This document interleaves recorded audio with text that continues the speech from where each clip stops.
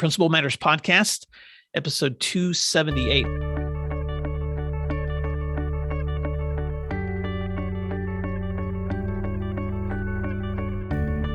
Hi, friends. This is Will Parker, host of Principal Matters, the School Leaders Podcast, where each week we bring you inspiring, innovative, and imaginative ideas for your own school leadership.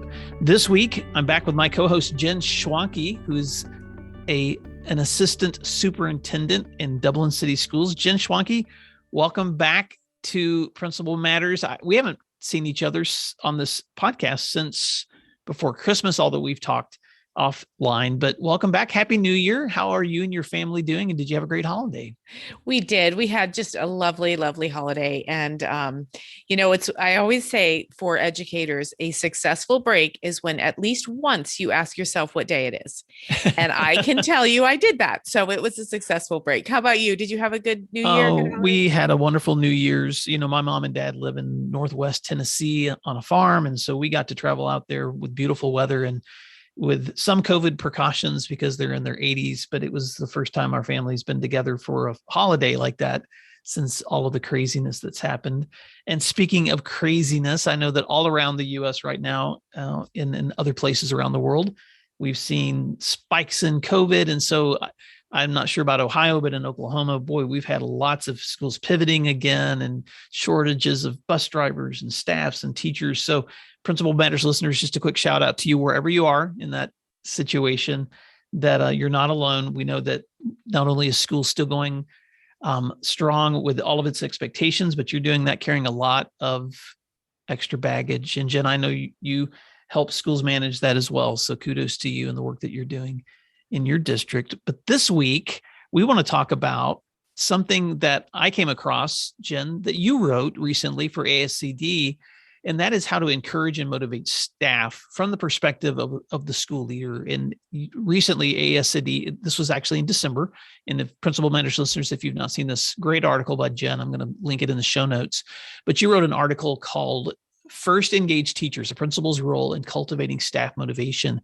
And I wanted to take today's episode and just have a conversation about some of those reminders that sometimes we need as leaders to help us remember the mindset that we should have as we step into helping teachers. So Jen, if it's okay with you, I would love to just, first of all, read you back a quote that you wrote and then ask you to kind of walk through some of those takeaways. There's 5 of them that I want to have an opportunity to ask you about. But you started that article with a quote that when principals, this is you, quote, when principals foster a staff's collective belief in themselves, their staff will incorporate that positive esteem toward their own motivation and engagement to work with students. And you set that within the context of a lot of research. So I wanted to go there first before we start talking about strategies. Why is it important for principals to keep those ideas in mind? Well, I truly believe from my experience as a principal and from watching many, many successful principals that there's so much more power in us than in I. And I think I'm actually going to tie back to what you said a few minutes ago when you were thanking educators for really stepping up and doing really hard things these days. And that is an us effort. No educator could navigate these complicated waters of COVID if we were doing it alone. We need each other and we are better together. And when we are approaching these problems and challenges and feel like we have a team, it just feels so much less lonely, right? And so I think that the context of COVID has really highlighted how incredibly important schools are. And I think a lot of the pushback and pressure we're getting from parents comes from a fear that, are we going to close down again? Are we going to have to go remote again? The value of educators and of schools has never been more obvious. And to respond to that as a team, a collective group of educators nationwide and internationally, but also as a school, there's really power in that because it both solidifies and reinforces and proves how strong we are together and what good work we do for kids every single day. That is what drives me as an educator. And I think many teachers would also say, when I feel best as a teacher, it's because I'm working as a team. My students benefit more, my parents feel more comforted, all of that. It really points to that idea of collective efficacy. Yeah. And let me just jump in for a moment because for a little bit of application, because I'm sure it's not just my state, but I've seen this year, especially in the politics surrounding schools, so often as people become more fearful, as they're more concerned, as they feel more desperate for the seeing the needs of their students met, um, schools are obviously doing everything that they can to meet those needs. But what I've been seeing happening politically this year that's troubled me is how sometimes in politics people want to pit us against each other. And so the idea that somehow the decisions of a principal may be at odds with what's best for their school, or let's somehow get people upset with the quote unquote administration's decision.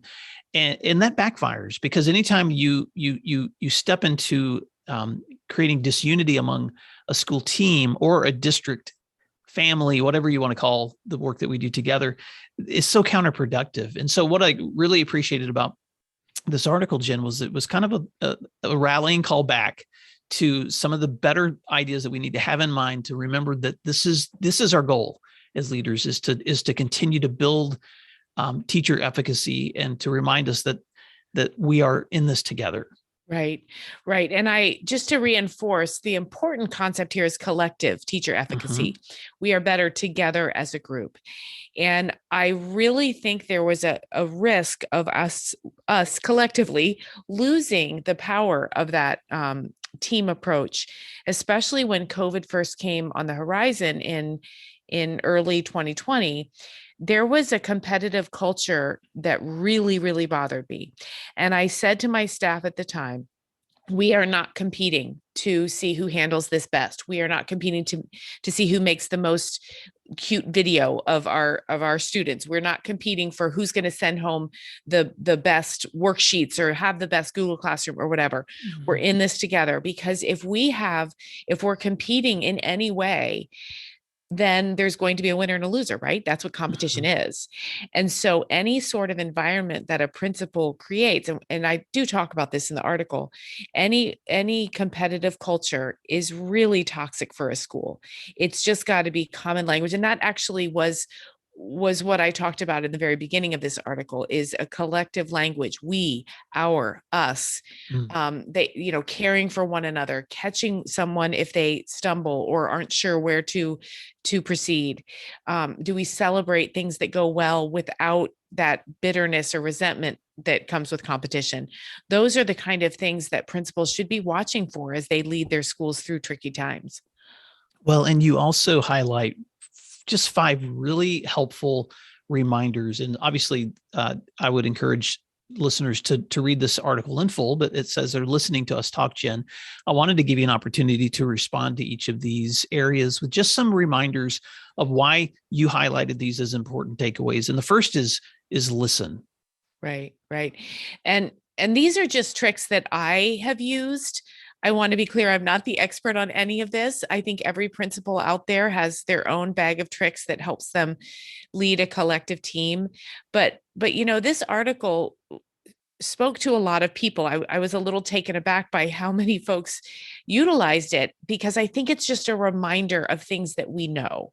So I want to really give that acknowledgement to the experts out there. I think this article has 5 reminders, and the first one is listen. And, I say that listening really requires discipline. Well, you and I have talked about this before.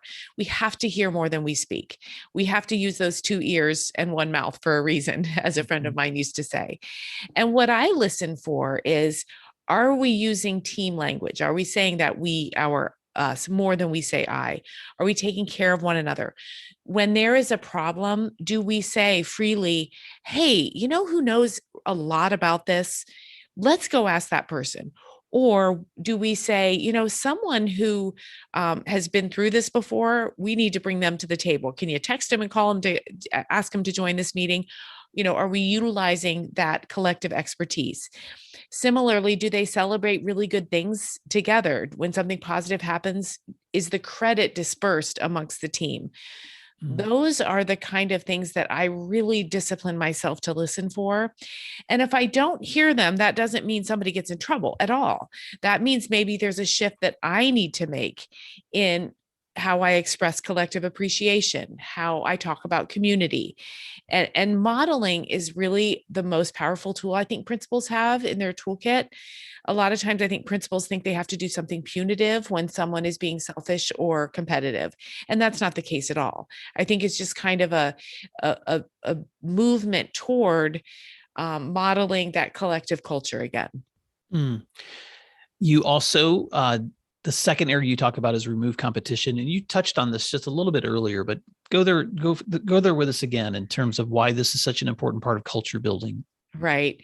I feel some kind of way about culture. Let me just tell you, or about competition. And that's because I grew up in a very competitive home, and competition is something that is very celebrated in our culture. And that I don't think that's healthy.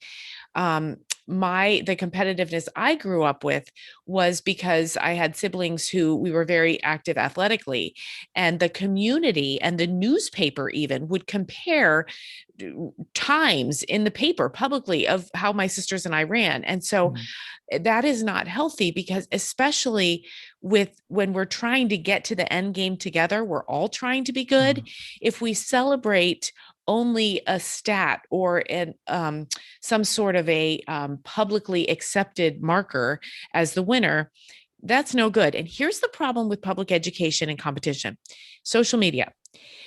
And by that, I mean, everyone now can go on social media and post a picture or a video or ask a question about something they heard happened in a classroom. And why isn't everyone else doing this? And what did this teacher do? It is really a toxic culture, and it does no favors for our teachers.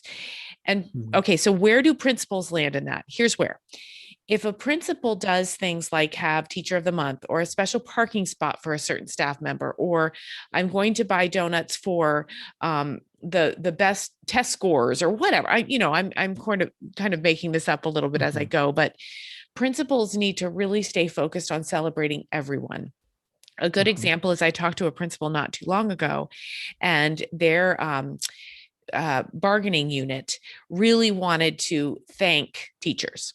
So these wonderful, lovely, delicious donuts from a kind of a cultural icon in the community came for all the teachers.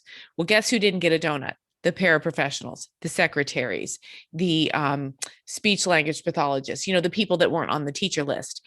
And the principal said to me, this was incredibly damaging. It was months. And it kind of turned into those jokes where my mom used to say, we joke about the most serious things. The jokes of, well, wish I had a donut. It became almost a symbol of a broken staff. And so I think principals really just need to refuse to support any systems that reward winners and losers or favorites above others. It's a way to insist that collective efficacy becomes your driving force. I think that's such an important point, Jen. And I think a distinction there too is to remember the difference between celebration and competition. Right. Because we have to celebrate. It's a part of recognizing the good things that are happening. It's a part of the playfulness that we need in order to have a healthy culture. But celebration is different than competition. And even when you're recognizing the good things that teachers do, how do you do it in a way that's collective? That we are together celebrating, for instance, this great project that this teacher in her classroom pulled off together. I'll give you just a small example. I have a principal friend named Chris LeGrand who leads a school in Guthrie, Oklahoma. And he has instead of giving out a Teacher of the Month award, he does a traveling trophy so that every month a staff person who chooses among the rest of the staff somebody they want to recognize for something positive they've done.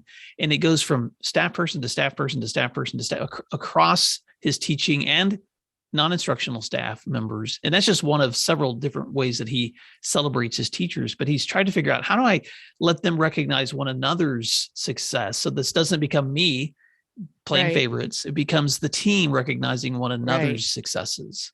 And that's really important because he's the evaluator, right? And so they're going to watch everything he says and why he says it and who he celebrates.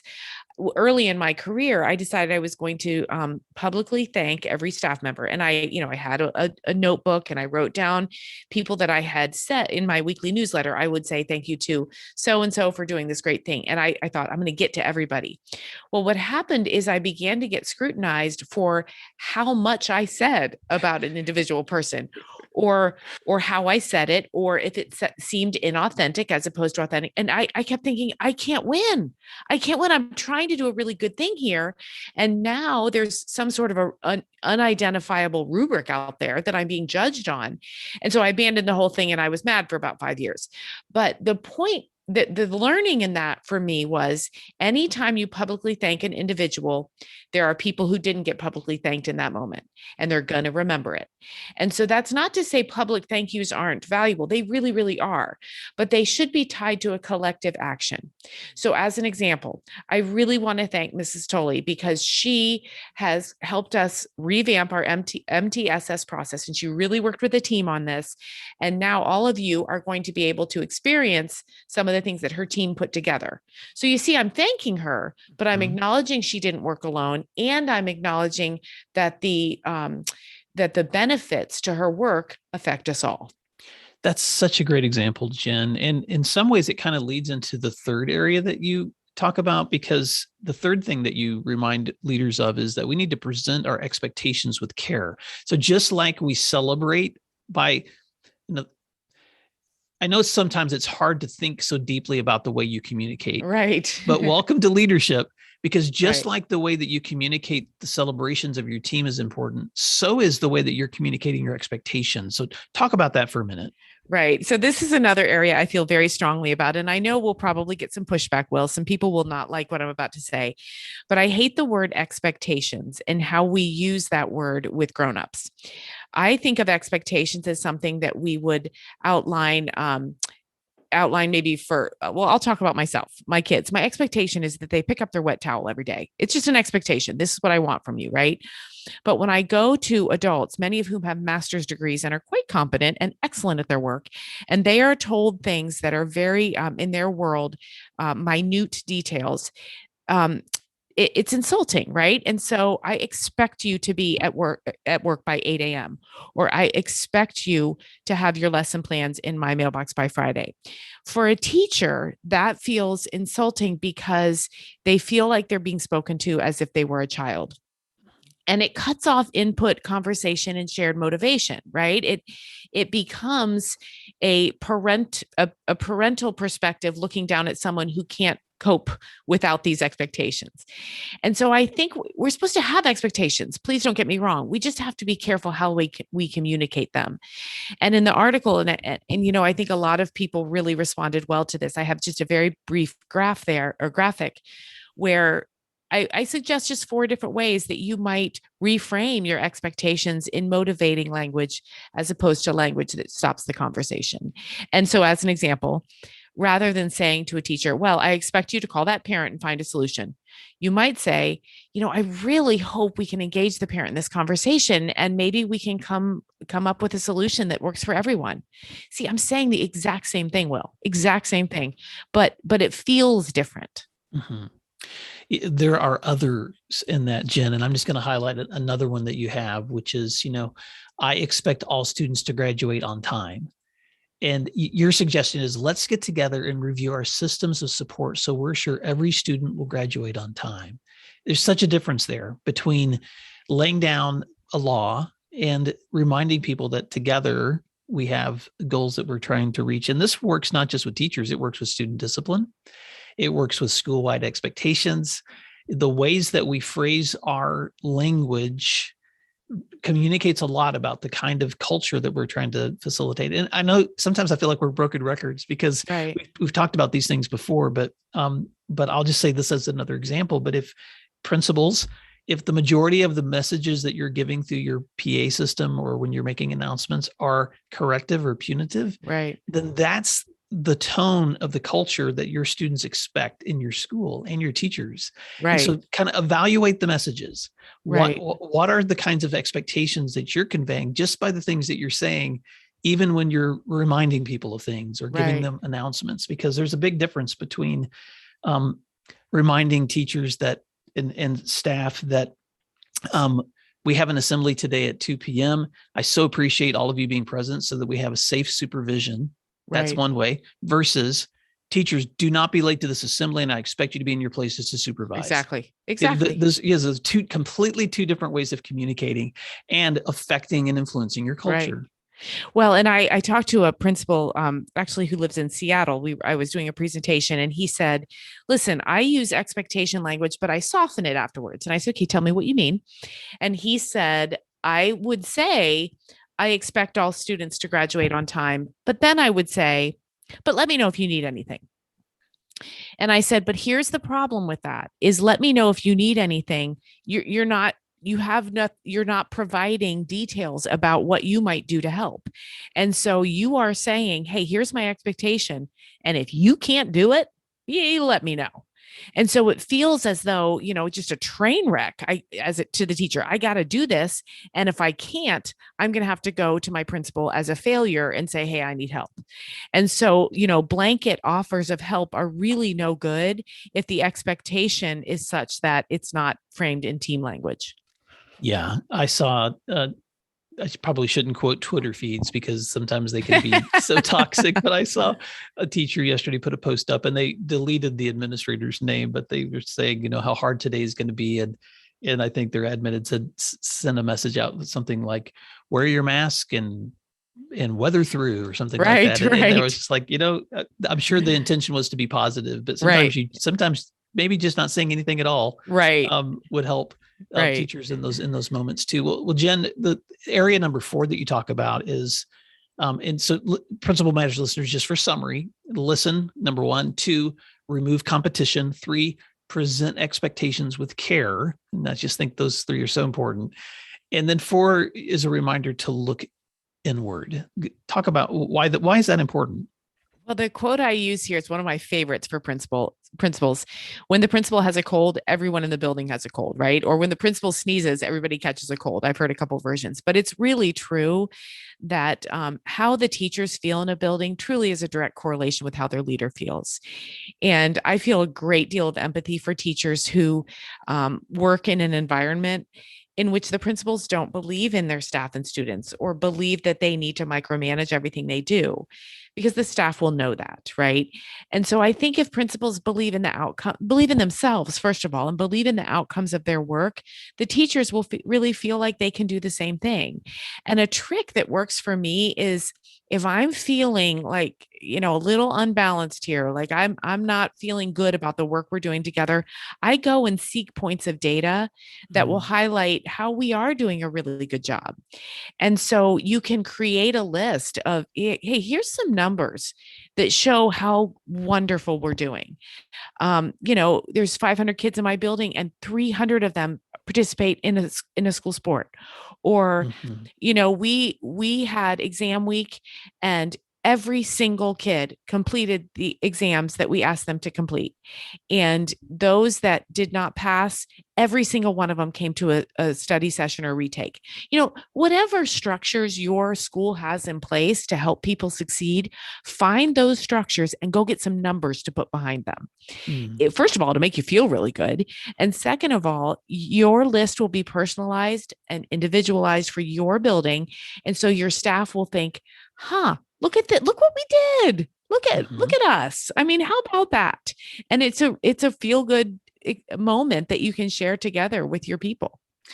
Well, and Jen, that's one of the reasons why I think it's so important. And for listeners, for those of you that do this, I just want to commend you, is to have consistent communication with your community about those wonderful things that are happening. And so I think sometimes we want to believe that people are just noticing those things. But the truth is that unless you take a moment to look inward and to actually observe and grab some of that data and some of those successes and then share them consistently, then they're probably not going to come to the notice of other people. I know that's just like so common sense, but we've said this so many times before, but people's natural inclinations are to notice the challenges and the negatives that are in front of them every single day. Right.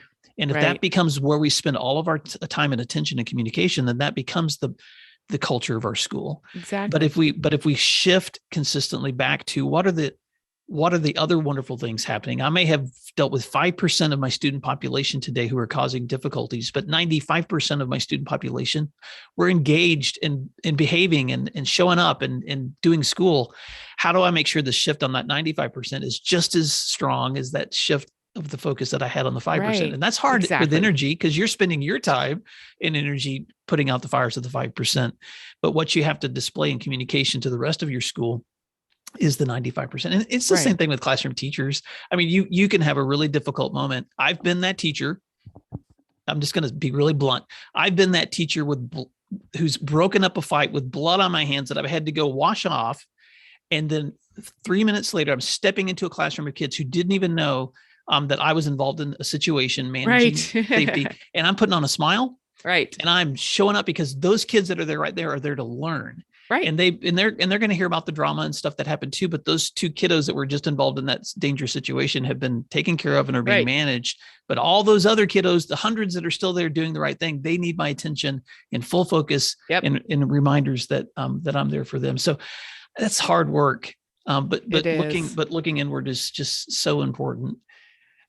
Jen, there's a fifth area, and I want to make sure that we have time to cover all 5 of these, and that is build teachers up. So let's talk about that for a moment. Well, I opened this section in the article just by saying, some people apparently don't need others to say they're doing a good job. And I am not one of those people. I love to hear, especially my supervisors, acknowledge me and my work and how I'm doing. And so people who don't need the expressions of gratitude or acknowledgement are foreign to me. I don't know you people. I like to feel like my work has impact and people notice. Okay, so if I'm like that, so we're teachers. Mm-hmm. And so I need to make sure that my teachers feel like I see and hear and value them. And so it goes beyond just saying thank you. I think many of your listeners have mastered the art of showing gratitude for the work that a staff does together. Meals, trinkets, treats, surprises, those kind of things. And as we spoke about earlier, we don't want to do this in a competitive way, but just a collective value way. And so I try to weave my collective gratitude into everything that I do. It's not as simple as ending an email with a signature that says, thanks for all you do. It feels authentic, and it feels kind of like just this comment thrown over the shoulder as you walk away. It should be in the moment. It should be, hey, what you guys did to make this happen is really amazing. Or, hey, team, I know you worked extra hours to get this done. It's just something that's really going to make a difference for our building. Those kind of conversations, they can become habit. I think it's just as, we practice yoga or we run miles or we read 20 books over the course of a summer. We can set this goal and we can achieve it in a way that it becomes almost second nature, just who we are and what we do. And it's just that saying thank you and acknowledging hard work to a collective group. Jen, that's so good. Well, Principal Matters listeners, I just want to, again, commend this article to you, and I'll place it in the show notes, but just to highlight those 5 takeaways from Jen Schwanke. Number 1, listen. Number 2, remove competition. Number 3, present expectations with care. Number 4, look inward. And number 5, build teachers up. Those, Jen, when you look at that list, it seems like those are simple reminders, but all of those reminders are couched within the context of relationships. Because you and I both know that, you can even have a list of, I'm going to do all these things this week and try harder, but trust is built through engagement and relationships and time. And so for those of you that are listening to this, thank you for the time that you spend building trust with teachers by being present, by being a good listener, by being in the trenches with the work that they're doing. Because when you've built that trust, then all of these reminders couched within that context are helpful.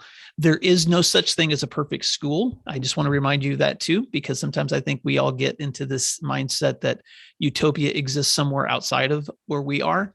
And it doesn't. But in your own school community will never be perfect, but by golly, it can be a much stronger and more positive place when we're together collectively reminding ourselves that that we're a team, Right. that we're not competing with one another, and that we recognize and appreciate the hard work of those around us. Jen, Right. any closing thoughts as we wrap up this week? No, I don't. I just want to give a shout out to the principals who are doing all of this. I mean, this is what we're all doing.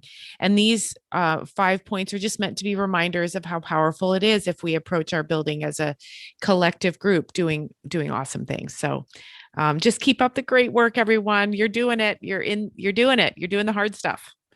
Well, Principals Matters listeners, if you have feedback or questions and you'd like to engage, you can always find this post at my website at williamdparker.com, or you can email me at will@williamdparker.com, or you can reach out to Jen at her website at jenschwanke.com. But until next time, thank you so much for doing what matters, and we'll talk to you soon. Thanks, everyone. Have a great week.